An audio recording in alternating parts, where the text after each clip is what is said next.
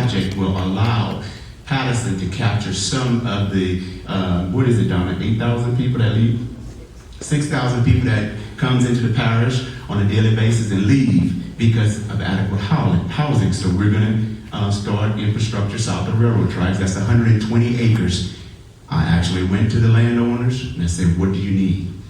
We have also found out we have at least 35 to 40 acres of land that's within the proximity of Catherine Street and Bernard Street along 90.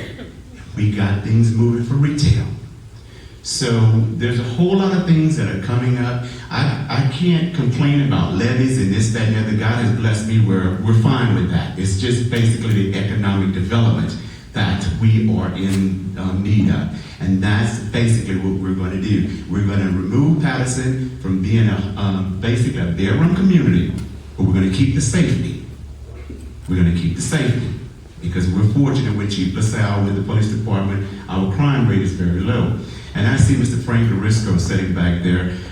This man here was a mentor for me from the Boy Scout and so forth, and I'm proud to say he is on board with the Economic Development Program.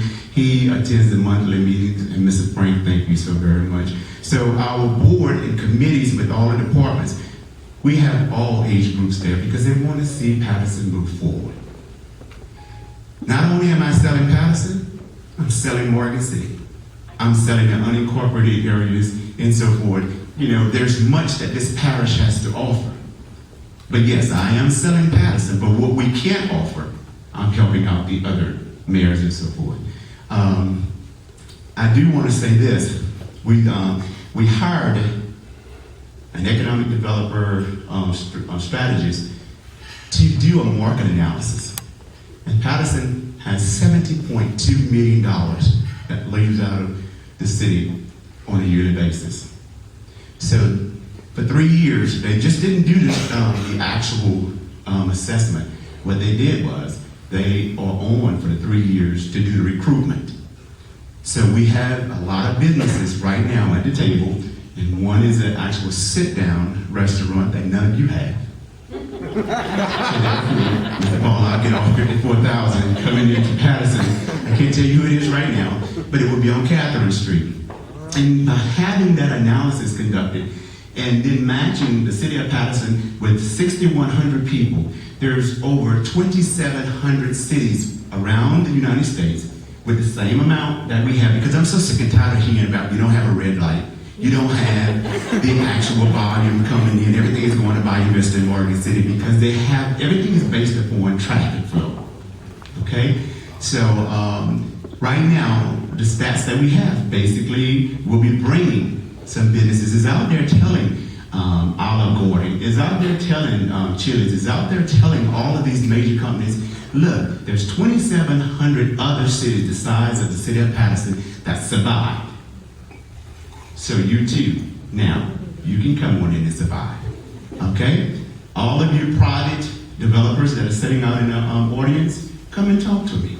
I got the land for you. Whatever development you want to support, yes, I am selling Patterson. I am. And we're just so happy. We're just so happy because the community right now is just involved. Community involvement. It's not about a personal thing.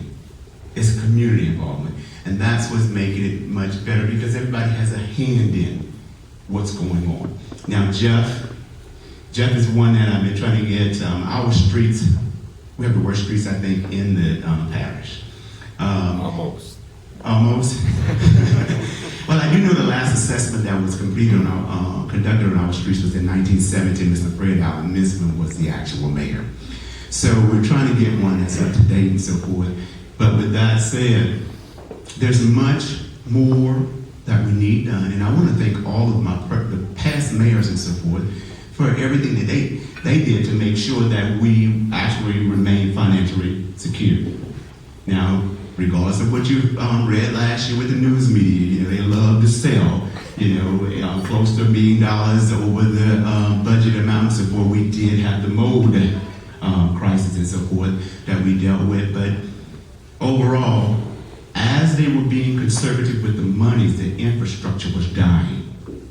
We have a very decayed infrastructure in the city of Patterson.